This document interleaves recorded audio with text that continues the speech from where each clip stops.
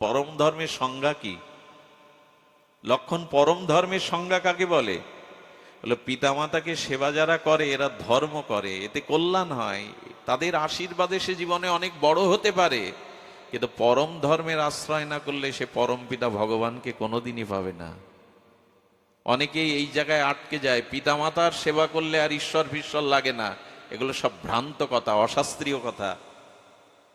পিতামাতা আপনার আত্মা দিতে পারে না, পারে কি? রক্ত মাংসের পিণ্ড দিতে পারে দেহটা, আত্মা পিতামাতা দিতে পারে? এই জন্য পরম পিতাকে যারা ভজন করে না, শুধু পিতামাতা, আজকাল এরকম গানও শুনতে যাওয়া যায়, ঈশ্বর ফিশ্বর রাখো, পিতামাতার সেবা করো।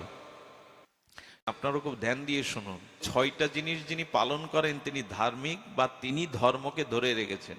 সেটা কি? উনি বলছেন, পিতৃ দেব ভব, মাতৃ দেব ভব, অতিথি দেব ভব। আর মাতৃ দেব ভব, পিতৃ দেব ভব, আচার্য দেব ভব, অতিথি দেব ভব, আর সত্যং বদ ধর্মং চর। এই 6টি লক্ষণ যার মধ্যে প্রতিফলিত আচারিত হয় তিনি ধার্মিক, তিনি ধর্মকে ধারণ করেছেন। প্রথম হলো মাতৃ দেব ভব, যিনি মাতাকে দেবীর ন্যায় সেবা শ্রদ্ধা করেন। পিতৃ দেব ভব, যিনি পিতাকেই পরম শ্রদ্ধা সেবা আদেশ আনুগত্য নিয়ে চলেন। তা আপনি তো মার কথা রক্ষা করতে বনবাসে যাচ্ছেন, পিতার সত্য রক্ষা, এর থেকে বড় ধার্মিক আর কি? যে আপনি ভগবান হয়েও, জ্যেষ্ঠ ছেলে হয়েও পিতামাতার সত্যকে পালনের জন্য আজ বনবাসে চলে যাচ্ছেন, যেখানে মুকুট পরবেন রাজ অভিষেকের দিনে। আপনার থেকে ধার্মিক কে আছে? আর আপনি তো আচার্য ছাড়া কোনো কাজ করেন না। আগে বিশ্বামিত্র যায়, আপনি পেছনে যান। কোনো কাজ বশিষ্ঠের আদেশ ছাড়া আপনি করেন, আপনি আচার্য মানেন। আর অতিথি আপনার কাছে নারায়ণ। আর আপনি কখনো ধর্ম ছাড়া অধর্ম পথে চলেন না, সত্য ছাড়া মিথ্যা বলেন না। ধর্মের লক্ষণ কটা হলো? পিতৃ দেব ভব, মাতৃ দেব ভব, আচার্য দেব ভব, অতিথি দেব ভব। আর সত্য যে বলবে, সত্যংবদ, ধর্মপথে যিনি চলবেন। তো প্রভু এই 6টি গুণ পরিপূর্ণ আপনার মধ্যে, আপনি ধর্ম করেন, আমি ধর্ম করি না। বলে পিতামাতার সেবা তোমার কাছে যোগ্য, পিতামাতার সেবা তোমার কর্তব্য নয়? বললো নয়। খুব মন দিয়ে শুনুন, কতটি মার্মিক কথা। লক্ষণ সাধারণ না। লক্ষণকে তখন রাম বলছে, ধর্ম করো না তো কি করো? বলে আমি পরম ধর্ম পালন করি। ধর্ম এবং সত্য এবং মহা সত্য, মৃত্যু এবং মহামৃত্যু শব্দগুলো এক নয়। মৃত্যু এক জিনিস, মহামৃত্যু, মৃত্যু মানে যা মৃত্যুবরণ করলে আবার যাতে জগতে ফিরে আসতে হয় তাকে বলে মৃত্যু। মহামৃত্যু মানে তাকেই বলে যে মৃত্যুবরণ করলে আর জগতে ফিরে আসতে হয় না। ধর্ম এবং পরম ধর্ম, আমি পরম ধর্ম পালন করি। বলে পরম ধর্মের সংজ্ঞা কি? লক্ষণ পরম ধর্মের সংজ্ঞা কাকে বলে? বলে পিতামাতাকে সেবা যারা করে এরা ধর্ম করে, এতে কল্যাণ হয়, তাদের আশীর্বাদে সে জীবনে অনেক বড় হতে পারে। কিন্তু পরম ধর্মের আশ্রয় না করলে সে পরম পিতা ভগবানকে কোনোদিনই পাবে না। অনেকেই এই জায়গায় আটকে যায়, পিতামাতার সেবা করলে আর ঈশ্বর ফিশ্বর লাগে না। এগুলো সব ভ্রান্ত কথা, অশাস্ত্রীয় কথা। পিতামাতা আপনার আত্মা দিতে পারে না, পারে কি? রক্ত মাংসের পিণ্ড দিতে পারে দেহটা, আত্মা পিতামাতা দিতে পারে? এই জন্য পরম পিতাকে যারা ভজন করে না, শুধু পিতামাতা, আজকাল এরকম গানও শুনতে যাওয়া যায়, ঈশ্বর ফিশ্বর রাখো, পিতামাতার সেবা করো। স্বামী বিবেকানন্দ সন্ন্যাস নেওয়ার পরে মায়ের কাছে টাকা পাঠাতেন, চিঠি লিখতেন। চৈতন্য মহাপ্রভু সন্ন্যাসের পরে মাকে বলেছিলেন, যদি ক্রন্দন করো আমি আবার ফিরে আসবো সন্ন্যাস ত্যাগ করে, মা তোমার চোখের জল আমি দেখতে পারি না। সচিমাই বলেছিলেন, নিমাই তুই যদি ফিরে আসিস সন্ন্যাস ধর্ম কলঙ্কিত হবে, চলে যা, তবে বৃন্দাবনে না থেকে লীলাচলে থাকিস, যাতে তোর খবর পায়। প্রতি বছর রথযাত্রায় গৌড়ীয়বাসীদের কাছে নিমাই কাঁদতো আর বলতো, মাকে বলো ক্ষমা করতে। জগন্নাথের প্রসাদী চন্দন কাপড় প্রসাদ পাঠাতেন মায়ের জন্য। পিতামাতাকে তারা ভোলেনি, পিতামাতাকে রেখেই পরম পিতার উপাসনা করেছে। সচিমাকে ত্যাগ করে নিমায়ের যাওয়াটা ভুল। দেবাহুতি মাকে ত্যাগ করে ভগবান কপিল দেব সন্ন্যাসে গেলেন, ভুল। আমাদের কিছু ভ্রান্ত ধারণা রয়েছে। এই জন্য পিতামাতার যেমন আদেশ নির্দেশ সেবা পালন করবেন, তেমন পরম পিতাকেও আরাধনা করতে হবে। পিতামাতাকে সেবা শুশ্রূষা করা ধর্ম, পরম ধর্ম নয়। লক্ষণ বললেন, শুনুন, পিতামাতার সেবা করে পিতামাতার ঋণ কোনোদিনই শোধ হয় না। মায়ের এক বিন্দু দুধের দামও আপনি কোটি জন্মে শেষ। আচ্ছা, রামচন্দ্রকে প্রশ্ন করছে লক্ষণ, এর আগে যারা আমরা জন্মেছি সেই পিতামাতার ঋণ শোধ করে চলে আসতে পেরেছি তো? আচ্ছা, আপনি আমি এর আগে যে পিতামাতা পেয়েছিলাম, যদি আগামী জন্ম আবার বা গত জন্মে যাদের পিতামাতা, তাদের ঋণ শোধ করা যাবে? পিতামাতার ঋণ শোধ করা যাবে? তো সেই পিতামাতা কোথায়? তাদের ঋণ তো শোধ করতে পারেনি, ঋণ শোধ করা যায় না। লক্ষণ কি বলতে চাইছো? বলো, শোনো, আমি পিতামাতার ঋণ শোধ করতে পারি, কারণ আমি পরম ধর্ম পালন করি। কি মার্মিক কথা! বলেন, আপনি ধর্ম করলে পিতামাতার ঋণ শোধ করতে পারবেন না, আমি পরম ধর্মের দ্বারা পিতামাতার ঋণ শোধ করতে পারবো। বলে, তার মানে? বলেন, বৃক্ষের গোড়ায় যদি জল সিঞ্চন করা যায়, যথা তরুমলং নিষেচন, বৃক্ষের গোড়াতে জল দিলে শাখা পোশাকায় আলাদা করে দেওয়া লাগে না, তারা প্রস্ফুটিত হয়। আমি যে পিতা পেয়েছি, সেই পিতার পিতা পিতার পিতা পরম পিতা তুমি প্রভু। তোমার চরণ সেবা করলে পিতামাতার ঋণ হতে মুক্ত হওয়া যায়, কিন্তু শুধু পিতামাতার সেবা করলে তাদের ঋণ শোধ করা যায় না। বললেন, মায়ের ঋণ, মা জানকী আমার কাছে মা, সীতাই আমার কাছে মা। এবং লক্ষণের মা এগিয়ে দিতে এসেছিল, লক্ষণ, আজ যদি তুই আমার সেবাতে থাকতিস, আমি তোকে মেনে নিতে পারতাম না। আজ থেকে সীতাই তোর মা, রামই তোর পিতা। আমি পরম ধর্ম পালন। রামচন্দ্র অবনত মস্তকে আর না বলতে পারেননি। শেষে বললেন, মায়ের অনুমতি নিয়ে এসো। মা এগিয়ে এসে বললেন, তোকে যাওয়ার জন্য আমি আগের থেকে বরণডালা প্রস্তুত করে রেখেছি, যাতে বিলম্ব না হয়। আজ থেকে তোর পিতাই রাম। এই আদর্শগুলো আছে, বড় ভাইয়ের প্রতি ছোট ভাইয়ের আদর্শ। গান বাজনা ফাংশন তো অনেক শুনছি, এইসব চরিত্রগুলো আলোচনা করি। এখন ছোট ভাইয়ের দায়িত্ব বড় ভাইকে কি করে দেখা। আজ আলোচনাকেই আমরা পিছিয়ে ফেলেছি, যা দিয়ে আলো পাই, যা দিয়ে এগিয়ে যায়। এই লক্ষণই হলো ওই সংকর্ষণ, যিনি রাম অবতারে প্রভু সেবার জন্য এলেন। যখন কৃষ্ণ এলেন, তখন ওই মূল সংকর্ষণ বলদেব হয়ে এলেন বলরাম। কৃষ্ণ এবং বলরাম মুদ্রার এপিটার ওপিট, ভিন্নতা নেই। আর এই অবতারে রাধা কৃষ্ণ মিলিত তনু চৈতন্যকে সহায়ক সেবা করবার জন্য এলেন ওই লক্ষণ, ওই বলদেব। তিনি এলেন নিত্যানন্দ স্বরূপে। সেই নিত্যানন্দেরই আবির্ভাব আজ। এই জন্য কৃষ্ণ অবতারে বলরাম রূপে, রাম অবতারে লক্ষ্মণ রূপে, গৌর অবতারে শ্রীপাদ নিত্যানন্দ রূপে ভগবানের মূল সহায়ক শক্তি হিসাবে নিত্যানন্দ এলেন। নিতাই না জানালে গৌর জানতাম না। এই জন্য গৌর ভজন আগে না, ওমন নিতাই ভজ, ভজলে নিতাই গৌর পাবে। একটা সতর্কবাণী বলি, সারা জীবন গৌর গৌর করুন, গৌর কৃপা পাবেন না যদি নিতাই চাঁদের চরণাশ্রয় না করেন। সারা জীবন কৃষ্ণ কৃষ্ণ বলে ধুলায় গড়ালে কৃষ্ণ কৃপা করবে না যদি রাধা রানীর কৃপা না পান। এর কারণ কি? এর কারণ একটি হলো আশ্রয় তত্ত্ব, একটি হলো বিষয় তত্ত্ব। বিষয়গুলো একটু গুঁড়ো, আমরা সাধারণ মাথায় নিতে পারি না। কাকে বলে আশ্রয় তত্ত্ব, কাকে বলে বিষয় তত্ত্ব, এটা আচার্য সান্নিধানে না গেলে, শ্রী গুরুদেব শাস্ত্র মহিমা জানলে আমরা বুঝতে পারি না। বস্তু ধর্মের উৎপত্তি যে আধারে হয় তাকে বলে আশ্রয়। বস্তু ধর্ম উৎপত্তি হয় যে আধারে, যে পাত্রে, তাকে বলে আশ্রয়।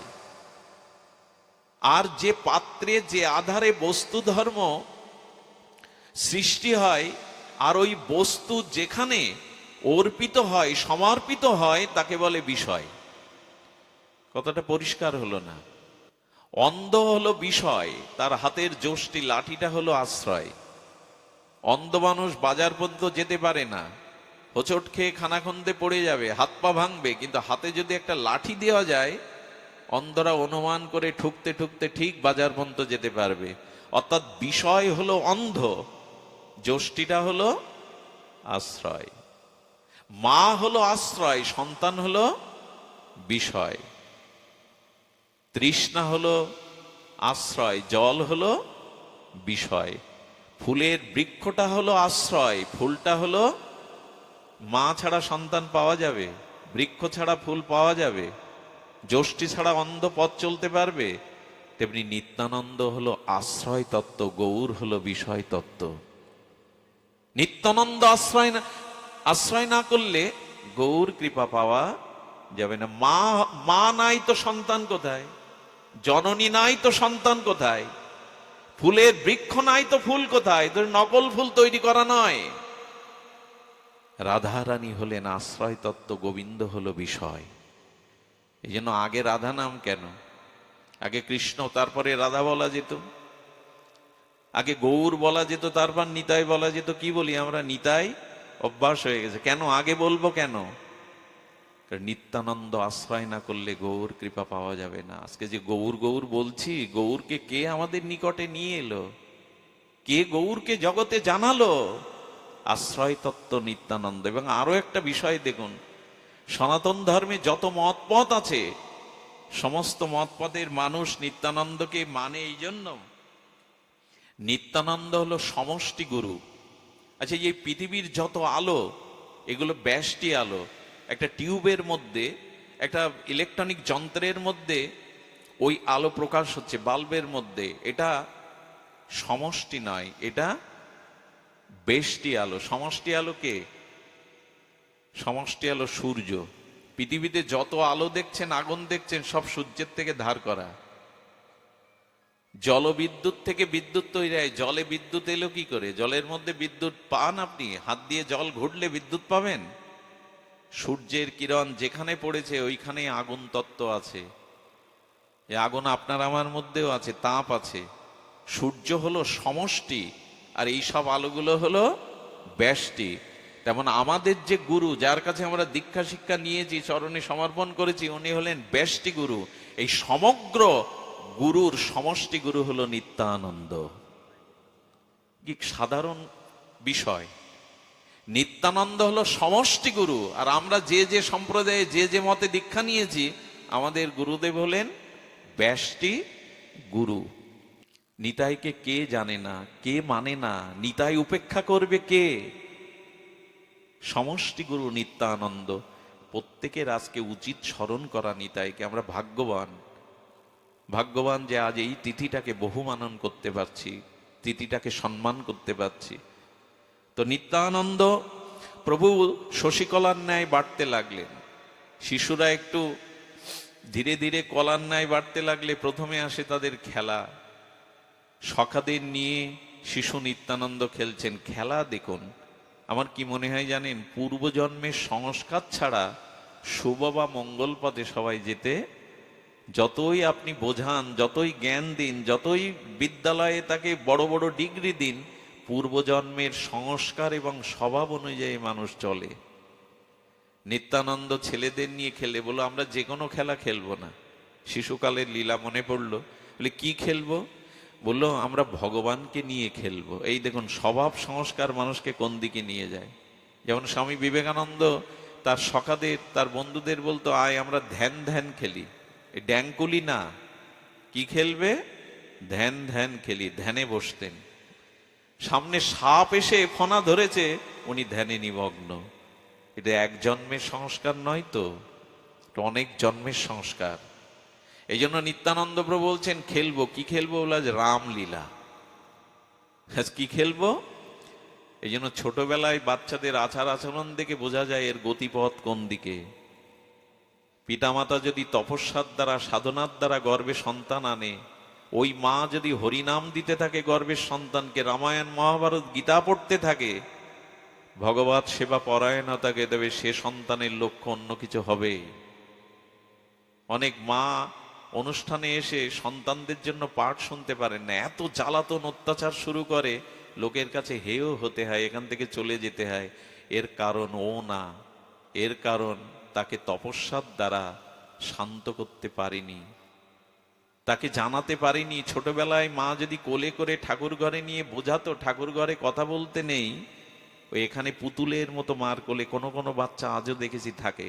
সবাই থাকে না মানে, আমি নিজেই তো শান্ত না, তো ওকে শান্ত করব কি? ভগবানের কাছে গিয়ে শান্তভাবে বসেনি তো কোনোদিন, ওকে শান্ত করব কি করে? এই জন্য ওদের নিয়ে খেলতেন, আজ রামলীলা হবে। তো কি লীলা, কি অদ্ভুত দেখুন। নিত্যানন্দ যখন বলতো তুমি রাম, কানে কানে বলতো তুমি রাম, আশ্চর্য শক্তি নিত্যানন্দের। যাকে রাম বলতো ওটা মন্ত্রের মতো তাকে রাম স্বরূপ হয়ে যেত। সে তার ভেতরের ভাবটা রাম স্বরূপ, স্বরূপ জাগিয়ে দেওয়া, একে বলে স্বরূপ জাগৃতি মন্ত্র।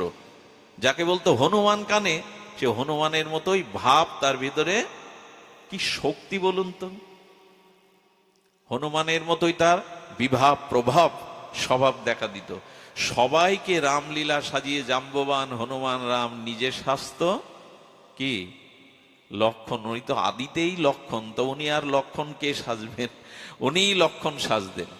এই লক্ষণ সাজতে সাজতে লীলা অভিনয় হচ্ছে। একটু আগে যখন বাচ্চারা নৃত্য করে লীলা দেখাচ্ছিল, এই করতে করতে কি করেছে, মেঘনাথ যিনি একটা লর শলাকা নিয়ে লক্ষণের বুকে শক্তিশাল ছুড়ে দিয়েছে। সেই যে ছুড়ল, নিত্যানন্দ পড়ে গেলেন।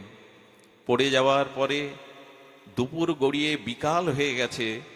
পদ্মাবতী মা চিন্তিত, কোথায় নিতাই কোথায়। সেই নিত্যানন্দের আবির্ভাব একচক্রা গ্রামে আপনারা একটু যাবেন, এই ধামটা দেখে আসবেন। এখনো তার খেলার মাঠ, এখনো তার যে সরোবরে স্নান করতেন, যেখানে শিব পূজা হতো, এখনো গর্ভ মন্দির, সবকিছুই আছে একচক্রায় বীরভূমে। একবার যাবেন। শ্রীপাদের ভূমিও বড় পবিত্র ধাম, সেটা তীর্থ নয়। তীর্থে গেলে পুণ্য হয়, আর ধামে গেলে ভক্তি হয়। নিত্যানন্দ ধাম, তীর্থ নয়।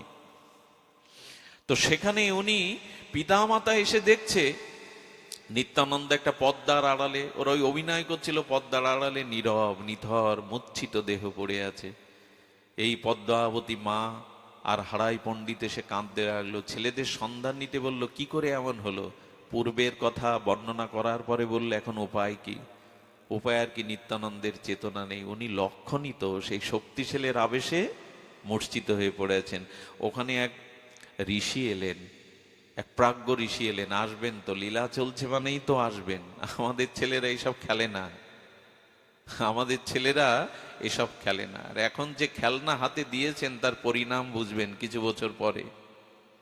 জন্মাতে পারেনি তার আগে খাওয়া দাওয়ার জন্য তাকে যে মোবাইল দিয়েছেন, এর পরিণাম আগামী 1 দশক ওর ব্রেন নষ্ট হয়ে যাবে, উন্মাদ হয়ে যাবে, মানসিক রোগগ্রস্ত হয়ে যাবে।